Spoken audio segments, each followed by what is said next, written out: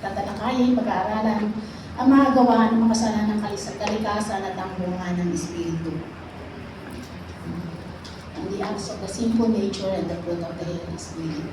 Walang passage o sipi sa Biblia ang nagbibigay ng mas malinaw na pagkakaiba sa pagitan ng pamumuhay ng mananampalataya na puno ng Espiritu at ng taong kontrolado ng kanyang makasalanan ng kalikasan. Hindi lamang tinalakay ni Pablo dito ang pagkakahalatang pagkaiba sa pamumuhay, ngunit binigyan din sa pamamagitan ng pagbibigay diin ng Espiritu at ang makasalanan ng kalikasan ay nakikiligma sa isa't isa. Nakapaloob din dito ang mga listahan ng mga nagagawa ng laman at ng bunga ng Espiritu na tinatalakay sa Galatians chapter 5, verse 16 to 26. Ang sabi doon, sinasabi ko sa inyo, mamuhay kayo ayon sa Espiritu at hindi ninyo pagbibigyan ang mga pagnanasa ng laman. Sapagkat ang mga pagnanasa ng laman ay laban sa kagustuhan ng Espiritu at ang kagustuhan ng Espiritu ay laban sa pagnanasa ng laman. Magkalaban ng dalawang ito, kaya napipigilan kayo sa paggawa na nais ninyong gawin. Kung pinapatubayan kayo ng Espiritu, wala na kayo sa ilalim ng kautusan. Hindi maikakaila mga gawa ng laman, pakikiapid, kahalayan at kalaswaan, pagsamba sa Diyos-Diyosan, pangkukulang, pagkapuot, pag-aaway, pagseselos, pagkagalit at kasamaan, kasakiman, pagkakampi-kampi, at pagkakabaha-bahagi. Pagkaingit, pagpatay, paglalasing, walang habas na pagsasaya at iba pang katulad nito. Muli ko kayong binabanaan, ang gumagawa ng mga ito ay hindi magkakaroon ng bahagi sa kaharian ng Diyos. Subalit ang bunga ng Espiritu ay pag-ibig, kagalakan, kapayapaan, pagtitiyaga, kabaitan, kabutihan, katapatan, kahinahunan at pagpipigil sa sarili. Walang batas laban sa mga ganito at ipinako na sa krus nang nakipag-isa kay Kristo Jesus ang kanilang laman at masasamang hilig nito. Kung binigyan tayo ng Diyos ng buhay ng Espiritu, mamuhay din tayo ayon sa Espiritu. Huwag tayong maging palano, huwag nating galitin ang isa't isa, at huwag tayong mainggit sa isa't isa. Ang mga gawa ng makasalanan laman o kalikasan. Ano ba ito? Ang makalikasan, ang makasalanan kalikasan o laman isang termino para sa kalikasan ng tao na may diwalang pagnanasa. Ito ay nananatili sa isang Kristiyano at ang kanyang matinding kaaway. Kaya hindi ba nagtataka ba tayo minsan na marami tayong nakita, kahit tayo mismo, Kristiyano, minsan kadalasan nga, no? Nagagawa pa natin yung mga hindi kalugod-lugod sa Panginoon na tinutukoy dito, mga ilan-ilan. Pero hindi dapat ito mangyari kasi ang laman, nung tinanggap natin nung tayo hindi pa Kristiyano, yun yung tinatawag na lumang pagkatao, ginagawa natin mga bagay nito, ginagawa ng laman na parang natural lang. No, wala lang sa atin, walang conviction kasi wala pa tayong ugnayan sa Panginoon. Pero na nagkaroon tayo ng ugnayan sa Panginoon, ang Banal na Espiritu ay namuhay sa atin, nagkaroon tayo ng bagong pagkatao. Tinuturuan tayo ng Banal na Espiritu na mamuhay nang kailangan makikita yung bunga ng Espiritu. Kaya, ayun, nagpapangguto araw-araw may battle tayo sa isip pa lang. Sabi nga sa Romans 8:6, ang pagsunod sa hilig na naman ay naghahatid sa kamatayan. Ngunit ang pagsunod sa Espiritu ay nagdudulot ng buhay at kapayapaan.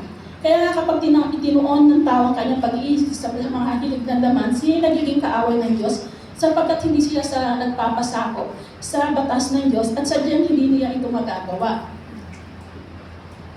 At sa verse 8, at ang nabubuhay ayon sa hilig ng laman ay hindi maaaring kalugdan ng Diyos. Kaya malino na sinabi dito na ang mga Kristiyano kailangan makita yung bunga ng Espiritu dahil pag hindi nakikita yung mga bagay na yun, tanungin natin ang ating sarili, ako ba'y talagang ligtas?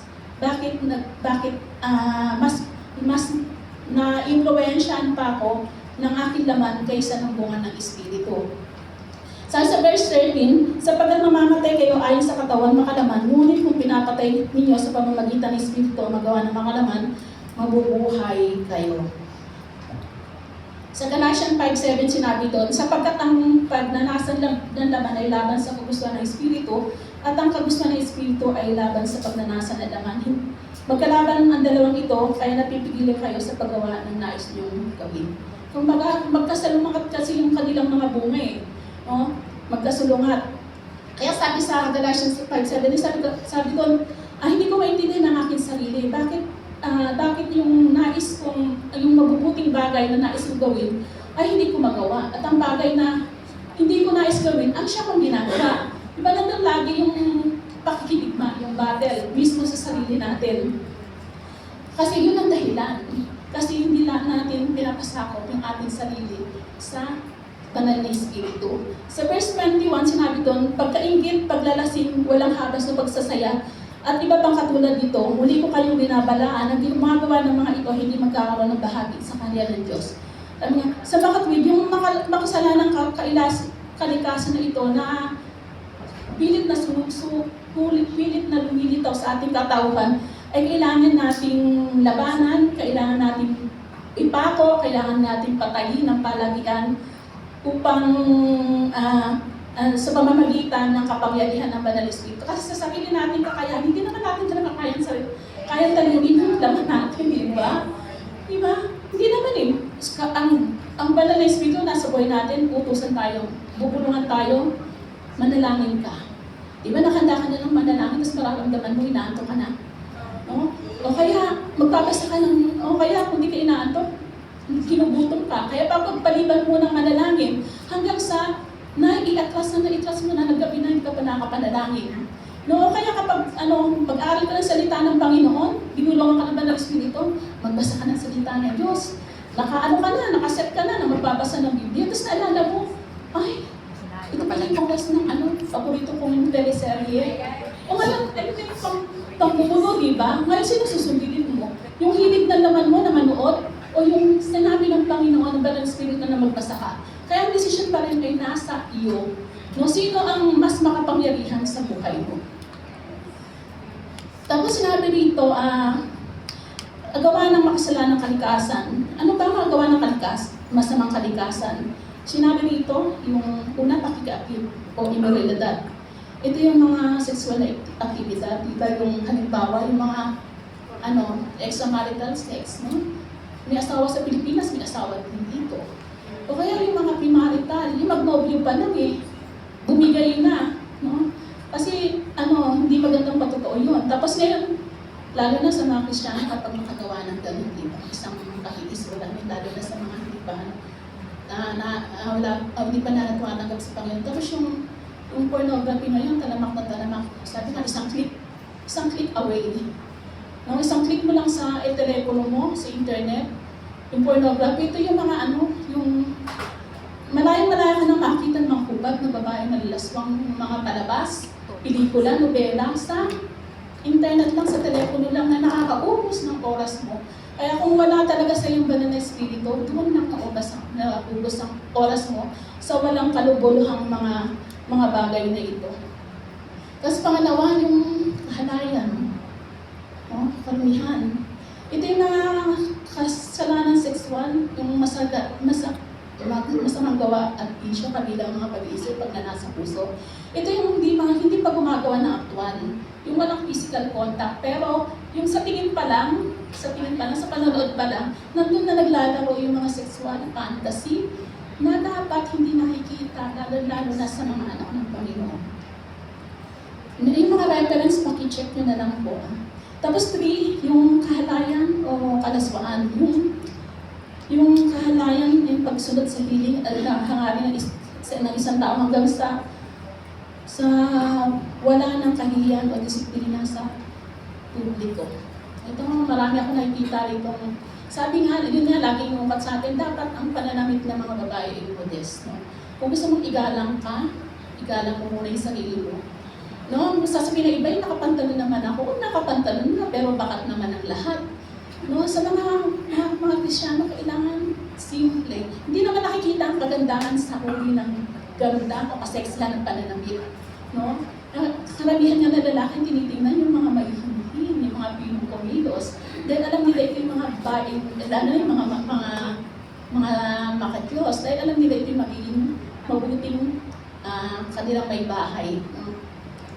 Tapos yung 4, yung pagsamba sa Diyos, ito alam na natin, ano ba ang nauna sa buhay mo, yun ang Diyos mo. Kaya pagising mo sa umaga, sino kagad ang iniisip mo? Diyos mo yun. Ang kailangan maging aware tayo na kailangan ng una, lagi ang Panginoon. Unahin lagi ang Panginoon sa buhay natin. Bukod pa dito yung mga mayayamang bansa, anong ano nila? Hindi wala kayo, mayaman naman yung bansa namin, hindi maghihirap. Ang lalakas ng mga armas, kaya naman takot na takot yung mga binubuli na bansa. Pero sa totoo lang, wala silang magagawa kapag ang Diyos na ang kumilos. No? Tapos 5, yung pangkukulam. Ito alam na natin, spiritismo, pragmatic, pagsamba sa mga demonyo, at paggamit ng mga droga upang makabuo ng karanasan. Ito yung kahit yung simpleng yung ipapaalam sa baraha kung anong kinabukasan mo, yung horoscope mo, no? Ito ay hindi kasalanan sa harap ng Diyos. O kaya yung mga, sabi nga, gumagawa ng droga. Bakit? Para makasumpong ng yung maka-Diyos ng karanasan. Kaya karamihan, di ba, nakikita natin sa TV, sa balita, yung mga taong, mga talagang high na high sa droga, umakit sa building. Tapos anong gagawin? Pakiramdam nila, sisigaw silang darna, tatalon sa building, patay. O kaya di ba maraming sinisira ang droga sa buhay ng tao, maraming namamatay dahil dito. Tapos yung pagkapuot, yung matinding galit na intention ng space of tulang puot. Ito, marami tayong nababalita dito sa mga news. Di ba yung road rage lang, nagiit lang yung sasakyan, galit na, tapos mangbabaril na, walang kadalili lang dahil lang sa galit, sa puot. Malaki ang nagagawa ng puot sa ating buhay, pwede tayong makapatay sa pamamagitan ng puot. At hindi dapat ito makita sa buhay ng isang lingkod ng Panginoon. 8, yung pagsiselos, yung selos na sama ng lahat na ingit sa tagumpay ng iba. Ang taong ito hindi masaya. No? Kasi nakita niya, hindi siya natutuwa kapag tumaangat yung kakilala niya. Hindi siya kontento na nagkakaalasala siya dahil lang sa pagsiselos na iyon. At hindi ito dapat maging ating pag-uugali. Ang 9, pagkagalit, yung sumasabog na galit na nag-aalap, na marahas na salita, sa salita o gawa. Ito, di ba, pag nag-aaway yung mag-asawa sa sobrang galit, kung ano-ano na nasasabi mo. No? Tapos pagkatapos mong masabi na lahat ng masasakit, no? Di ba, mas magandang sinampal mo na lang siya, binugbog mo na lang siya. Pag nawala na yung sakit, wala na rin yun. Pero yung nakapagpitaw ka ng masakit na salita sa kapatid mo, no? O kaya sa pamilya mo, sa asawa mo, ito ay dapat na ating iwasan. Then makasariling ambisyon, hindi matuwid na naghahanap ng kapangyarihan o posisyon. Ito yung mga, kahit sino matapakan, basta maabot ko kung ano yung gusto kong marating. No, hindi dapat yung ganun. 11, hindi pagkakaunawaan. Ito yung pagpasok sa mga aral na pagkakababahagi. Hindi sumusuportahan sa salita ng Diyos. Division ay hindi maganda sa isang church. No? 12, ang passion. Ito rin yung pagkakahati-hati sa loob ng komplikasyon sa mga eksklusibong grupo o pangkat na sinisira sa pagnanasa ng iglesia. Kasi sa iglesia, wala dapat Bisaya, Ilocano. Kailangan mix, halo-halo, no? Na nagkakaisa. 17, inggit. Hinanakit na hinggit pagkagusto sa ibang tao na mayroong isang bagay na ninais ng mga iyon. Yung katulad ng nasabi ko, yung related to sa selos. 14, kaisipan ay kalasingan. Kapag lalasing, nakakinsala sa mental, physical na control sa pamamagitan ng inumin na kalasing. Totoo man natin ito Hindi magiging matinong isip mo kapag lagbo ka sa alak. Naapektuhan yung tama mong pagdedesisyon. Tapos 15, orgies, yung labis na pagsasaya na kinasangkutan ng alak, droga, sex. Ito yung mga party, sinasabing usong-uso to, lalo na sa ibang bansa. Yung party na malaki na nawala yung mga kabataan na sakita dito yung mga drugs, sex, lahat nandoon na. Kaya marami napapahamak na mga kabataan dahil dito. Dito sa pinaka-buo dito, maliwanag at may presa yung sinabi ni Pablo nito na ang tinatawag na Kristiyano at nakikibahagi sa mga aktibidad na tinutukoy dito. Ano sabi niya? Ay walang kuwang o walang bahagi sa kaharian ng Diyos. At hindi na nagtataglay ng buhay o walang hanggan. Ang bunga ng Espiritu, ay salungat sa mga gawa ng laman ay isang pamumuhay na nag-iisang isip na tinatawag na Espiritu.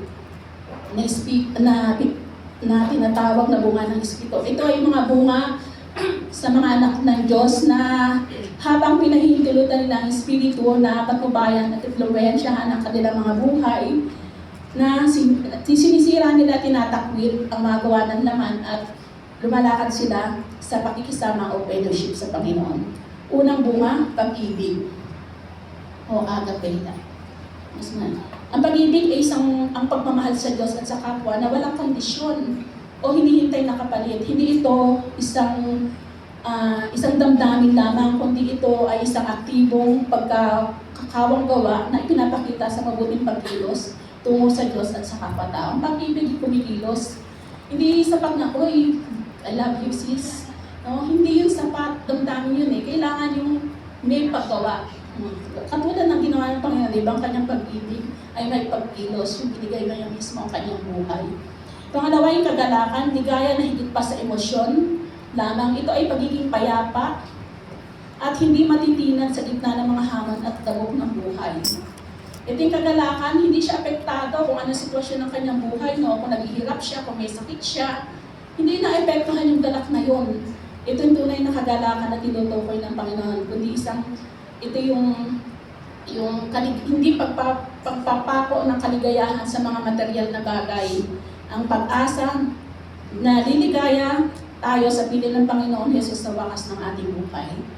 3, kapayapaan. Yung pagkahinahon ng kaluluwa na mula sa pagtitiwala sa Diyos sa halip na mapagabag sa kinabukasan. Tinutulungan tayo ng Espiritu Santo na laging kumapit at tumangan sa kamay ng Diyos na siyang nagbibigay ng lahat ng mabuti. Nandun yung kapayapaan. Yung kahit na magulo ang nasa paligid mo, ang totoong anak ng Panginoon, laging payapa ang isip. No?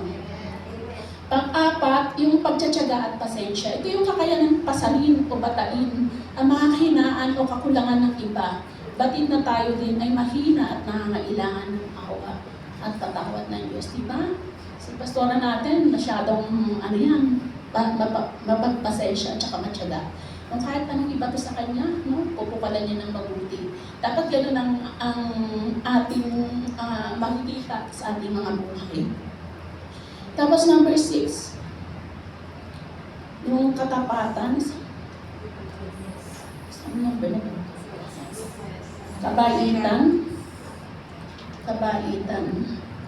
Ito kabutihan. Yung kasigasigan para sa katotohanan, katwiran, at pagkamuhi sa kasamaan. Yung isang kahit kapag alam mo ng masama, no, nilalayon mo na kaagad, hindi mo nalalapitan. No, hindi ka makikipaglaro sa kasalanan. Tapos 6, ito yung kabutihan ng pag-iwas sa masama at ang pagyakap sa mabuti na hindi alintana ang bunga nito sa ating reputasyon man o katayuan sa buhay. Ang pagsisisi sa tuwing nagkakasala at ang pagpapasyang magsikap sa naisabuhay ang kalooban ng Diyos sa hinaharap. Tapos, sumunod kahinahunan o kamuhan. Ito yung pagiging mapagpatawad sa halip na magagalitin, mapagparaya sa halip na mapaghiganti. Ang magandang halimbawa nito ay mismo ang ating Panginoon na mahinahon at may maamong puso. Sabi nga sa Matthew 11:25, sabi niya, "Ako ay maamo at mapagkumbagang puso." Yung hindi ginigiit ang nais niya, kundi nagpaparaya sa iba alang-alang sa kaharian ng Diyos. Kundi pagpipigil sa sarili. Ito yung pinakadulubuhasan ng sariling pagnanasa at hilig kabilang ang katapatan at sa mga panata ng kasal ng isa. Gayon din ang kadalisayan. Ito yung pagiging dalisay na puso. Kailangan ang mga anak ng Diyos, natural kapag under ng influence ng Banal na Espiritu, natural na lumalabas yung pagpipigil sa sarili o lumalakas. Ang huling komento ni Pablo tungkol sa bunga ng Espiritu ay nagpapahiwatig na mga Kristiyano sa katunayan ay kailangang isagawa ang mga katangiang ito ng paulit-ulit na walang batas na nagbabawal na mamuhay ayon sa prinsipyo ito. Yun lamang po. Papuri po sa ating Panginoon. Amen. Papuri sa ating Panginoon. Salamat, Sister, sa iyong katuruan na ibinahagi sa amin. Minsan pa magsitayo na po ang bawat isa At tayo ay pangungunahan ng scripture reading, Mrs. Jenny Lin Lai, at susundan ng opening prayer, Mrs. Karen Paulino.